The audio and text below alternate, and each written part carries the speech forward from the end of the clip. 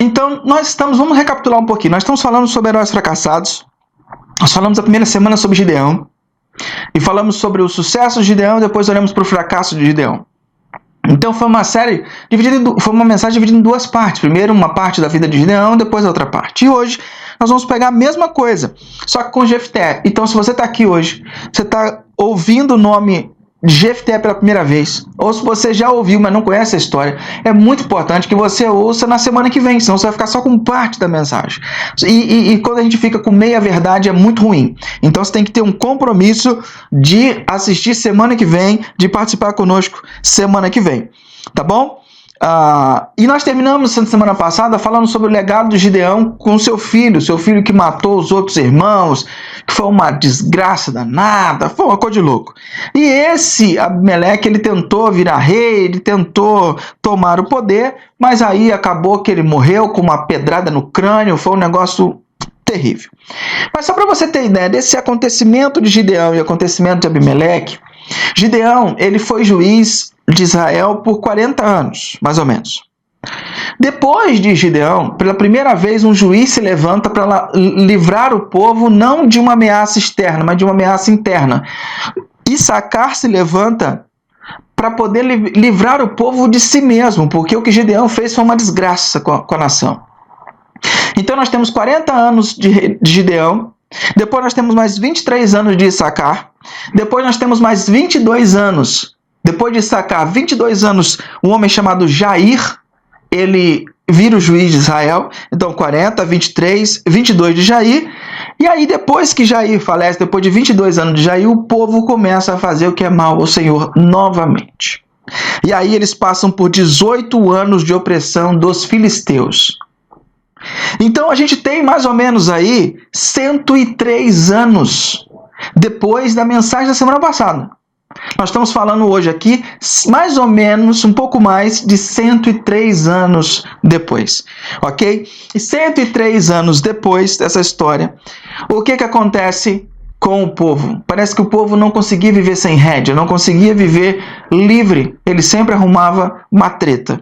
Em Juízes 10, versículo 6, diz assim: mais uma vez, os israelitas fizeram o que o Senhor reprova.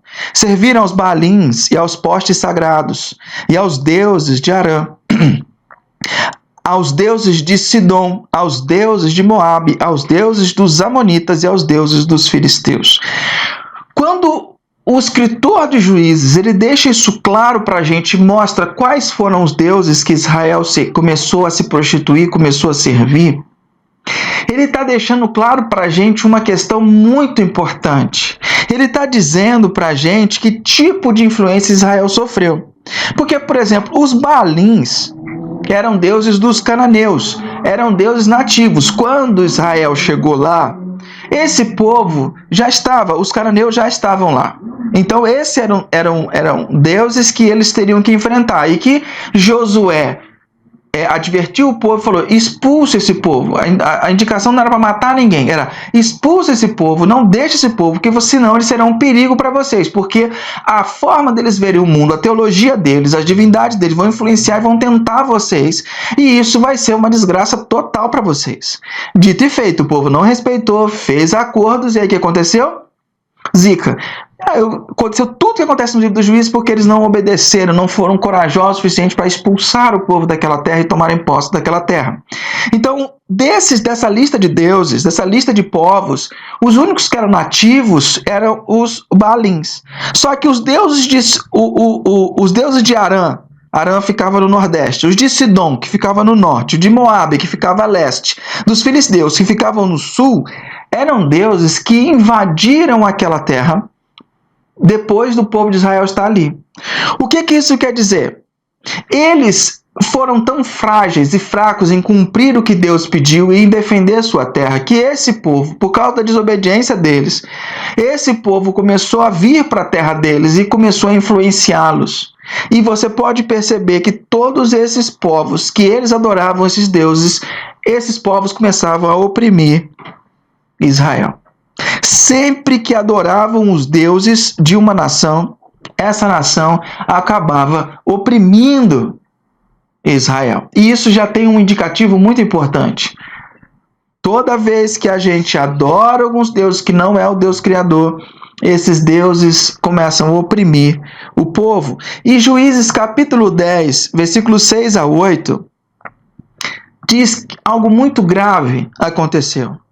Diz que os israelitas abandonaram o Senhor e não mais lhe prestaram cultos.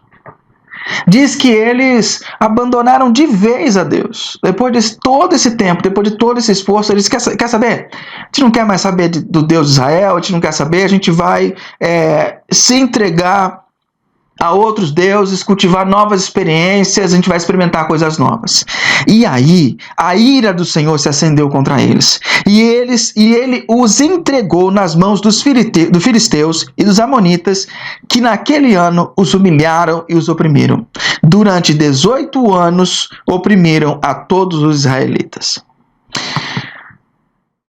O que a primeira coisa que eu aprendo nessa reflexão de hoje é o seguinte: idolatria resulta em escravidão.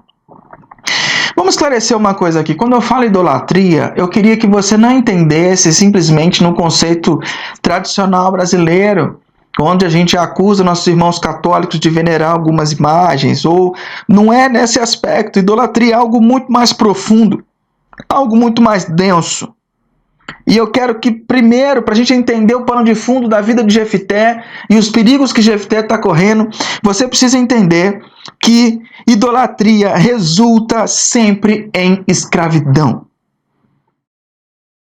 O povo de Israel insistia em idolatrar, e aí Deus faz algo doloroso. Deus, na palavra original, aqui está dizendo que Deus entregou eles. No original é uma palavra mais parecida com Deus vendeu eles. Deus simplesmente deixou, entregou eles, ou seja, Deus permitiu que as coisas às quais serviam os dominassem e os possuíssem. E eu acho que não tem coisa pior, porque é como se a misericórdia de Deus fosse tirada e falar: você quer essa escolha, então eu vou respeitar a sua escolha e você vai viver a sua escolha. E por que esse povo talvez tomou a decisão de escolher outros deuses, senão Deus de Israel? Por quê? A relação desses povos que estavam ao redor de Israel, é assim: não existia um Deus único, existiam vários deuses e cada um era responsável por uma área da vida. Então você tinha um Deus responsável pela agricultura, um Deus responsável pelo bem-estar dos relacionamentos, um Deus responsável pelo clima, um Deus responsável, sabe? Cada Deus responsável por alguma coisa. Então, quando o fracasso batia a porta das pessoas, quando, por exemplo, esperar em Deus já não está dando mais certo, a angústia tem tomado o tempo de esperar em Deus, quando você fazia uma oração e não tinha resposta, porque Deus dizia: é hora de esperar, não é hora de te responder, é hora de você aprender a esperar. Quando isso acontecia, o povo recorria a outras fontes para ter os seus pedidos atendidos. Percebe?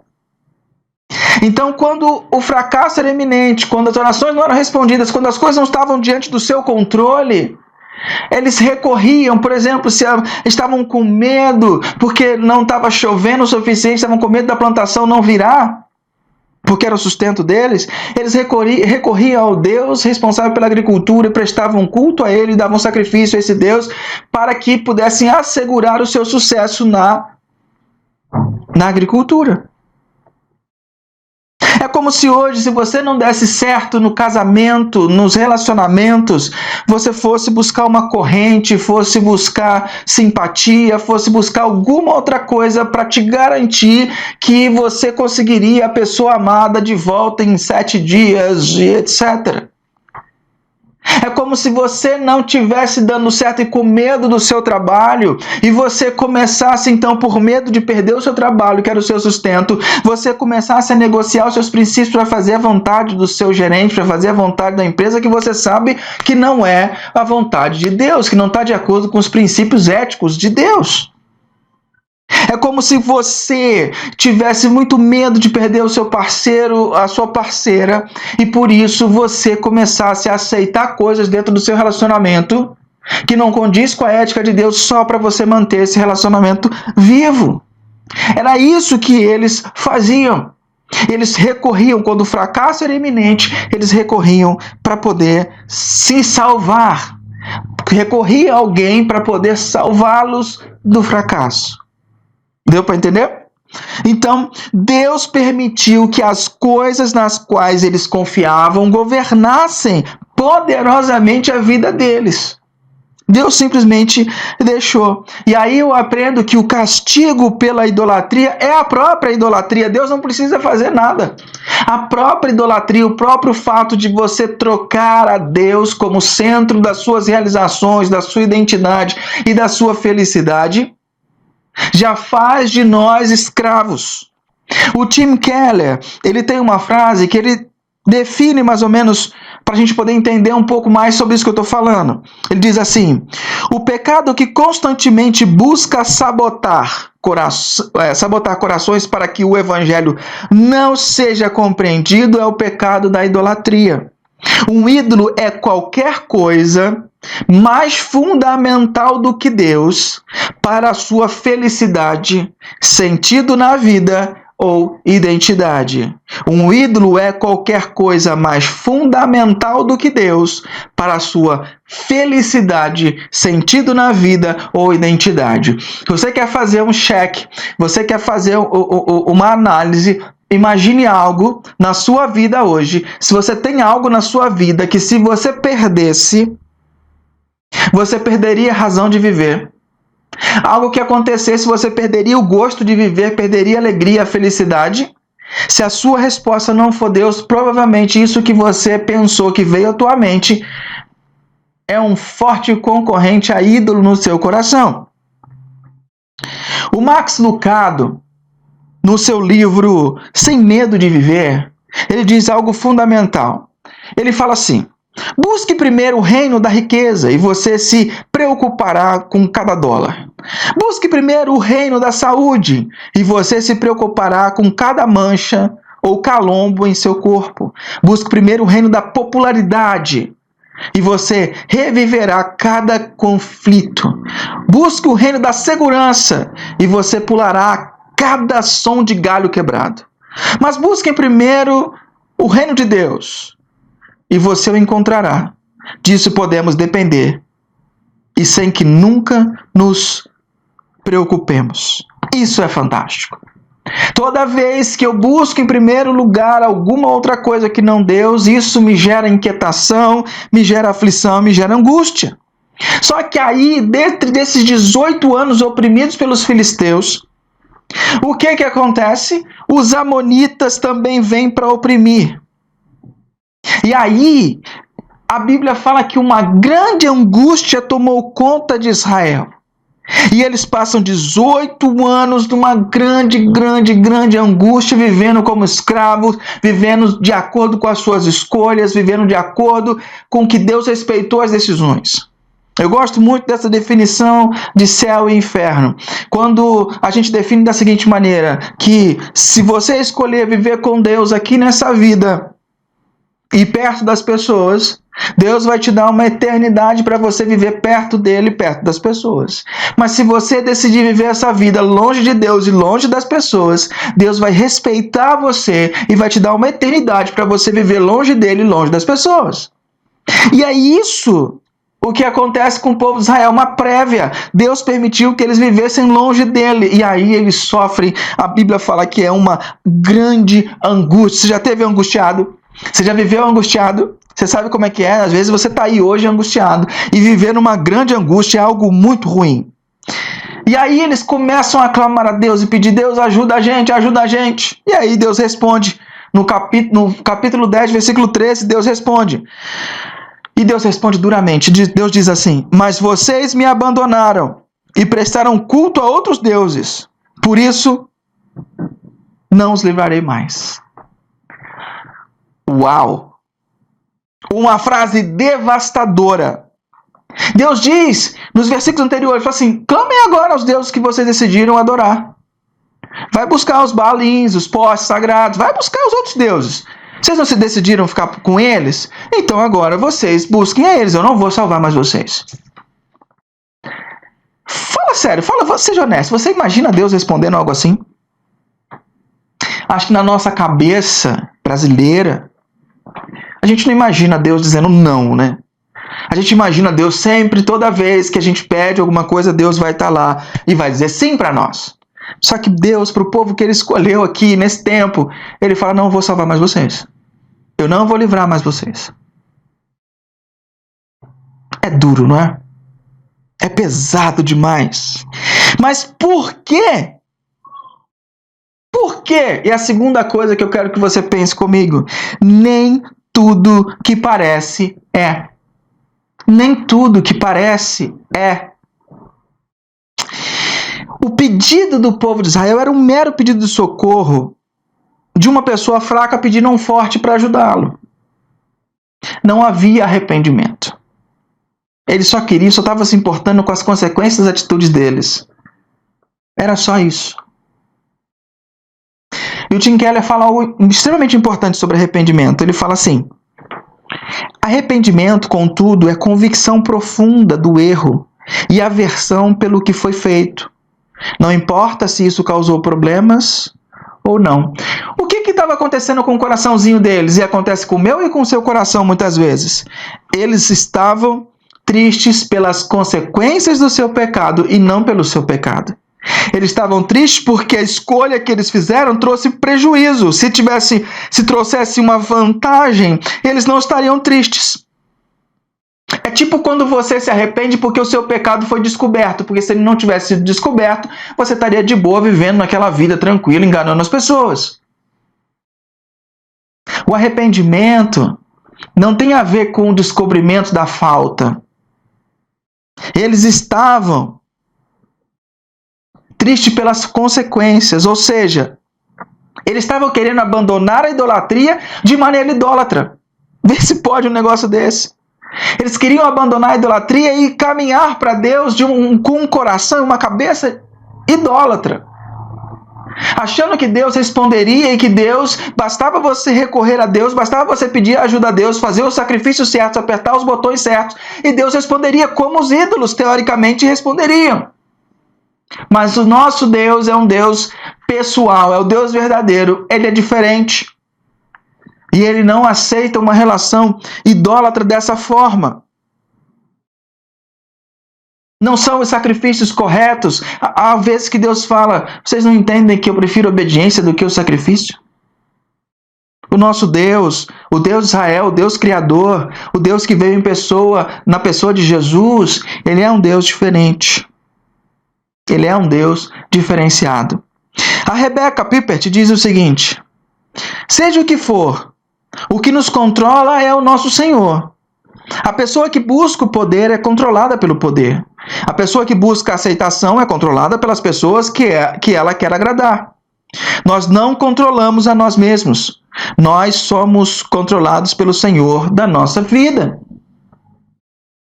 Você e eu somos controlados por aquele que a gente colocou no trono, no banquinho das decisões da nossa vida. Se eu coloco qualquer outra coisa que não Deus no banquinho das decisões da minha vida, no centro, aquele que toma as decisões, no volante do meu carro, então aquele que eu coloquei no banco do volante do carro é aquele que é o meu Senhor. E o povo de Israel ainda não tinha entendido naquela geração esse tipo de coisa. E aí, no capítulo 10, versículo 15 e 16, parece que a verdade, a ficha cai. E aí eles dizem: é verdade, Senhor, nós pecamos, faz conosco o que achares melhor. Mas te rogamos, livra a gente agora. Nós erramos, nós estamos arrependidos. E nós te pedimos que o Senhor nos livre. Mas o Senhor pode fazer o que o Senhor quiser, ou seja, seja feita a tua vontade. E então eles se desfizeram dos deuses estrangeiros que haviam entre eles e prestaram culto ao Senhor. Aí eles demonstram um arrependimento verdadeiro. E quando eles demonstram um arrependimento verdadeiro, um coração contrito e quebrantado, não despreza o Senhor. O Senhor não despreza um coração que se quebra, um coração que assume, um coração que entende a sua pequenez e recorre a Deus com um coração humilde. O Senhor não rejeita. Aí quebra o coração do pai, né? Aí quebra o pai. Aí o pai vem, então, ao auxílio deles. Mas perceba o que eles fizeram. Eles tiraram o foco de como estavam sofrendo e focaram em querer a Deus mesmo sofrendo.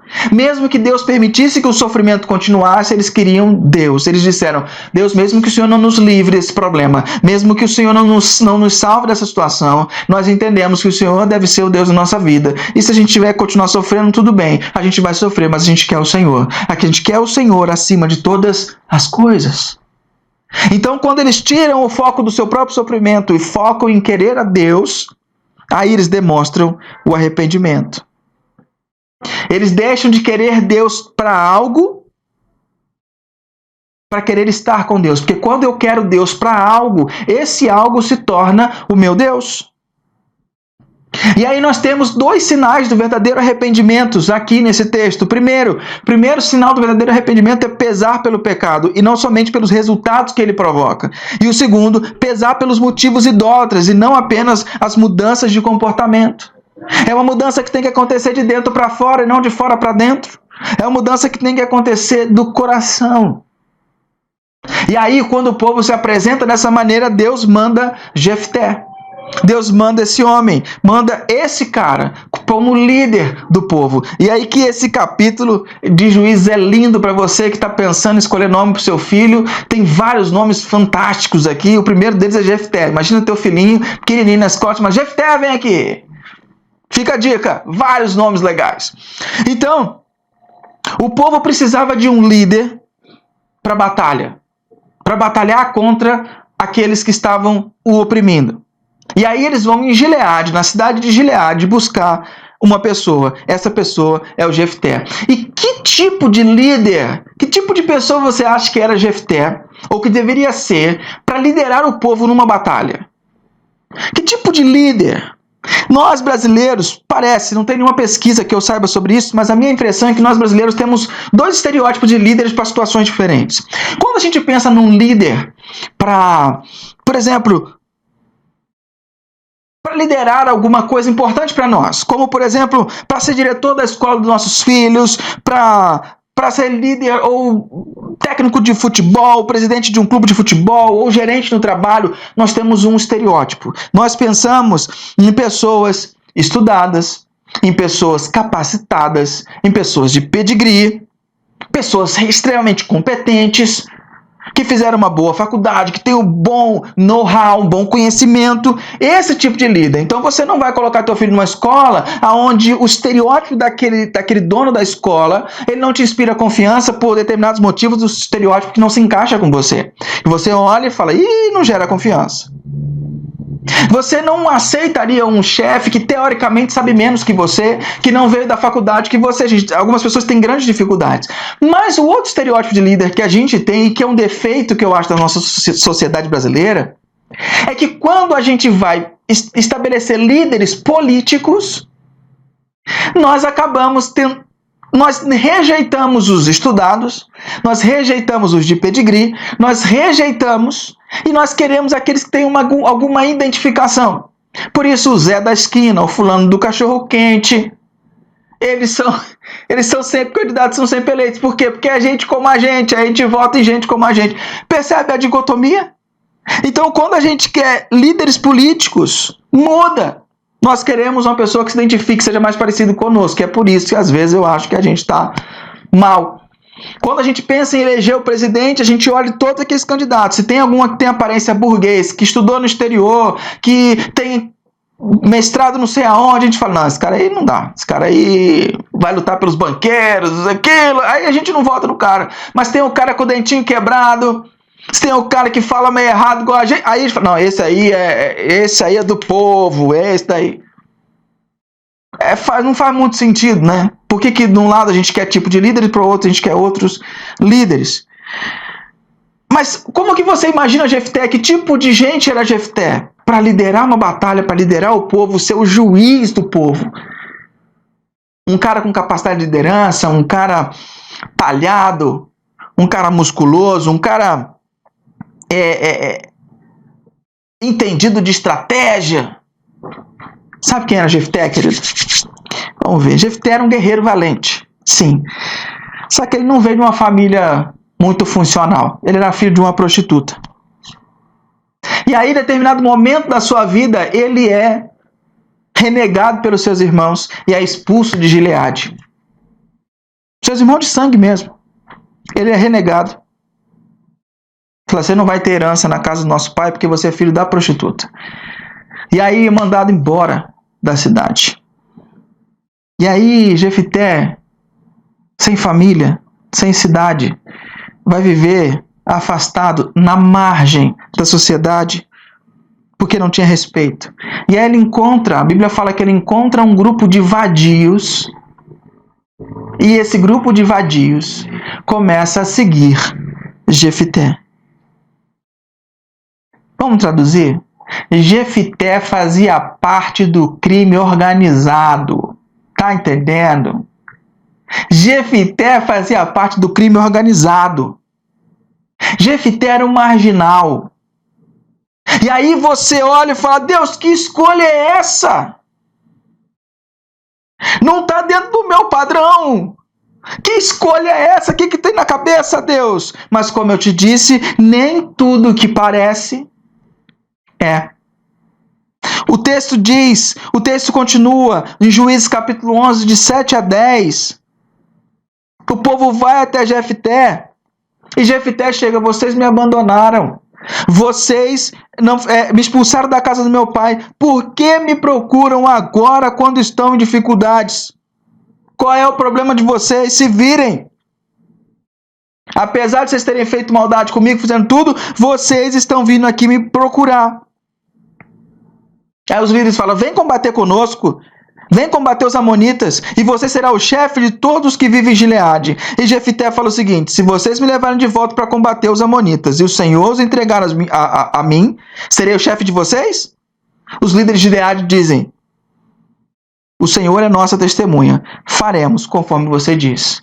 Então, Jefté é um cara precavido, é um cara tarimbado, que viveu muito tempo na marginalidade, e ele sabe que a palavra desse povo que o expulsou anteriormente, olha que mágoa que ele poderia ter dessa galera, desse povo.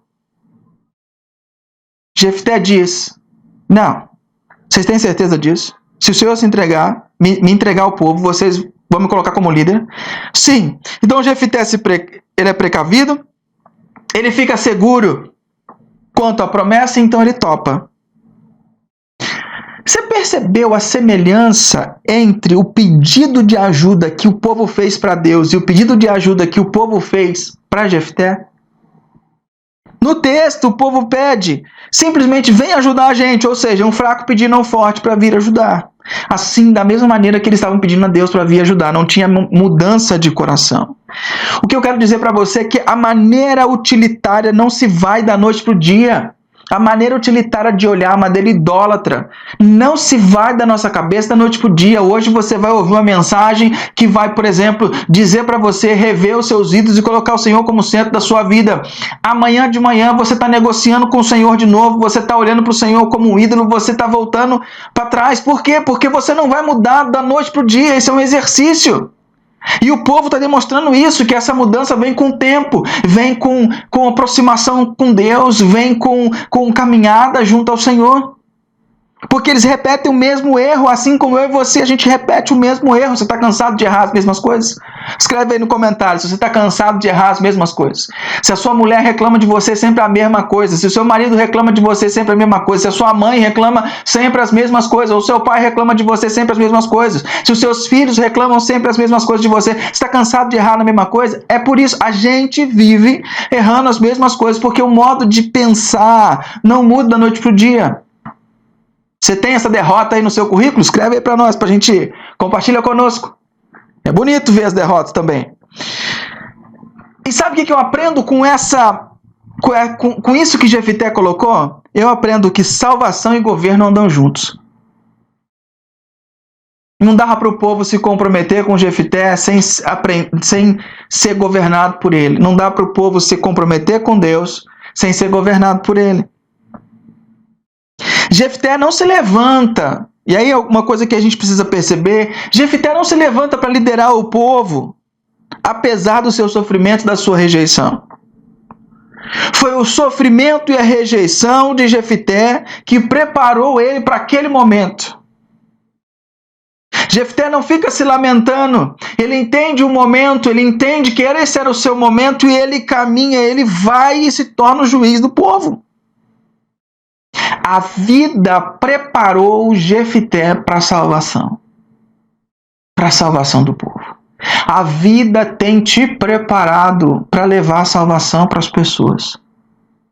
Não é apesar da sua dor, apesar da sua história, apesar do que você passou. É por causa do que você passou, por causa da sua dor, por causa das suas derrotas, por causa do seu fracasso, que você está apto hoje para estar onde você está e para galgar alguns degraus que Deus está propondo para você.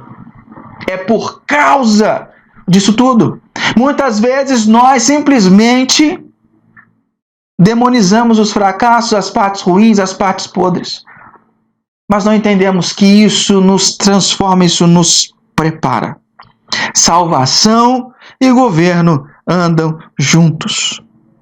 Um herói se levanta e o sucesso se aproxima, porque se Deus o entregar, ele será o juiz do povo. O menino rejeitado, de filho de prostituta, vai se tornar o juiz de Israel. Só que o problema é que o pano de fundo idólatra, a mentalidade idólatra também estava na cabeça de Jefté. E aí eu pergunto, como que esse pano de fundo idólatra pode refletir na vida e na trajetória, no fracasso ou no sucesso de Jefté? E é isso que a gente vai ver semana que vem. Como que todo esse pano de fundo vai interferir no sucesso ou no seu fracasso? Jefté, queridos, era uma sombra pálida do maior salvador e do maior juiz de todos, que é o Senhor Jesus.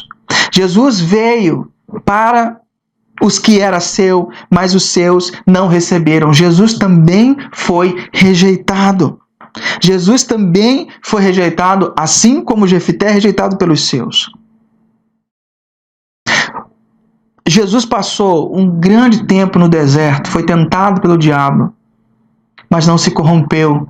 Jefté se corrompe aos vadios e se torna um criminoso. Mas Jesus no deserto, ele não cede às tentações e vence sem pecado. A sua vida de rejeição, embora totalmente correta, preparou para seu maior ato de fraqueza, a morte como um criminoso. E isso qualificou para o seu maior sucesso, carregar o pecado da humanidade, o meu e o seu, por meio da morte de cruz, e assim dar ao seu povo a justiça, conduzindo-os à paz. Que paz!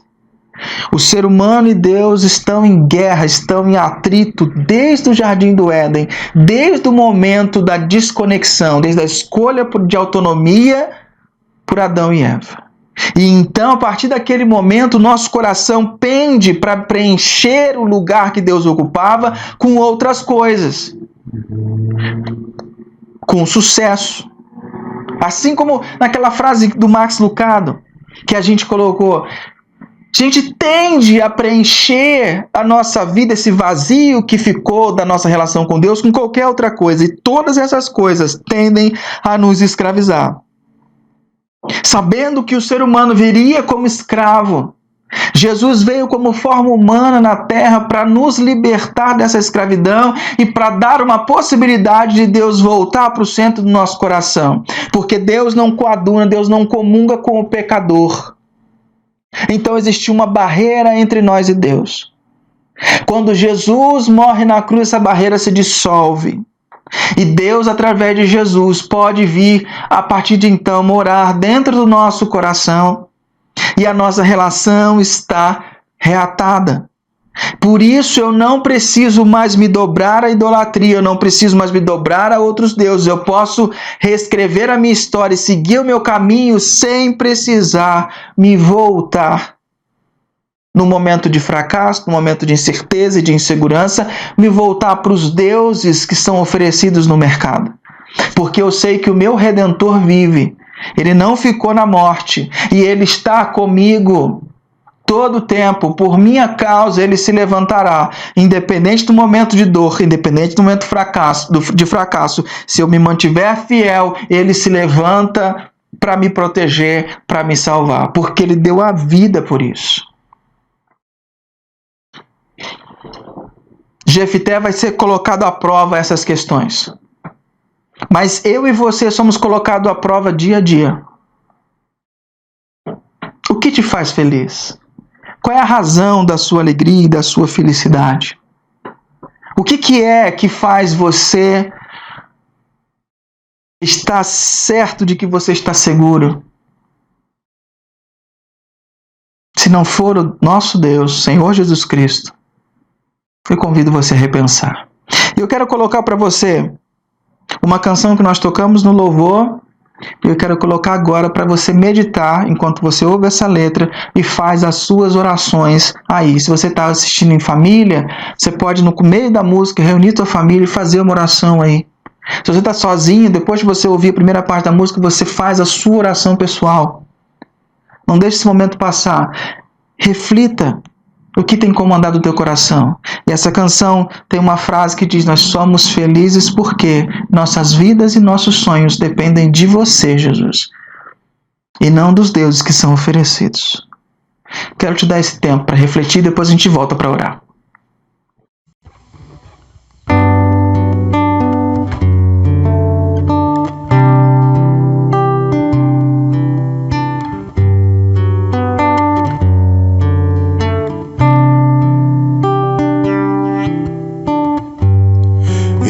As flores nascendo, o dia amanhecer,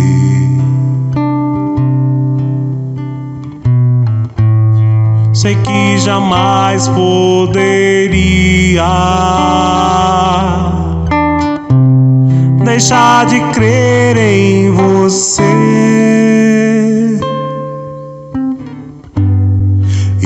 Apesar dessas lutas que a gente vive aqui, não morre em nós a esperança de no teu reino ir morar. Somos felizes porque nossas vidas, nossos sonhos dependem de você.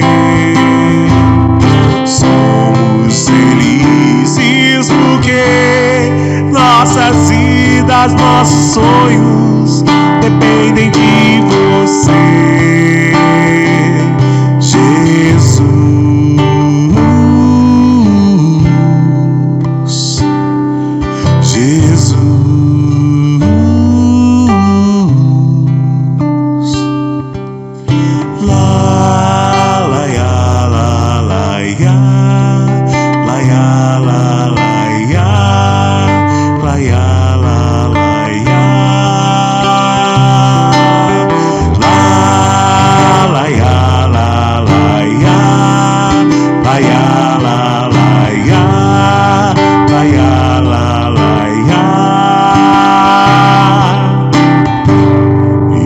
As flores nascendo,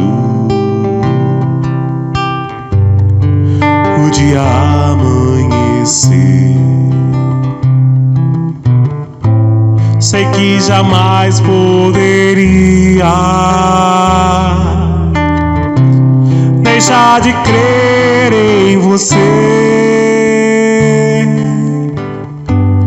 E apesar dessas lutas que a gente vive aqui, não morre em nós a esperança de no teu reino ir morar.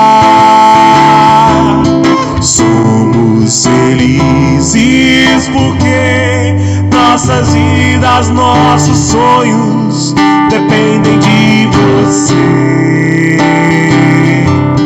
Somos felizes porque nossas vidas, nossos sonhos dependem de você, Jesus.